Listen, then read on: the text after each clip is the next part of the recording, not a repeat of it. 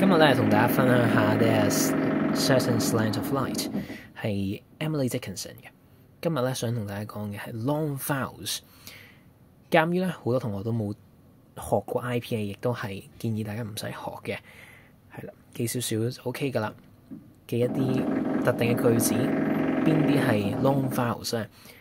好，廢話唔多講啦，直接去睇 sound symbolism 最底嗰個。首先 cathedral tunes cathedral tunes E U 兩個 long vowels， 一陣我再講有咩作拗，我而家講晒邊啲係 long vowels。 heavenly heard 係一個 long vowel。 呢啲嘅長 vowels 咧，佢係拎嚟講一啲deep emotional state， 或者係一種哀鳴。我讀多次嗰三個音俾你聽 E U OK， 呢三個音咧係有啲 negative connotations 嘅，通常亦都可以係用嚟形容一啲嘅 laborious state。 OK， 咁要好睇你當時係講緊咩嘅。咁不過你要記住 locate， 你要記住邊度可以 locate 翻嗰啲 long vowels。 OK， 呢個自己 search 埋其他嘅 lines 啦。咁呢我俾咗個例子大家。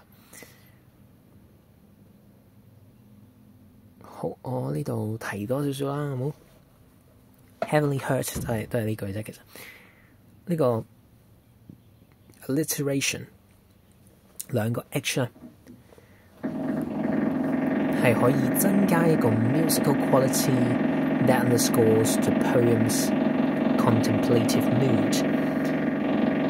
因為咧，如果一首詩咧，佢係有一個 form 嘅話咧，就可以更加有威嚴咯，有 authority， 更加認真 severity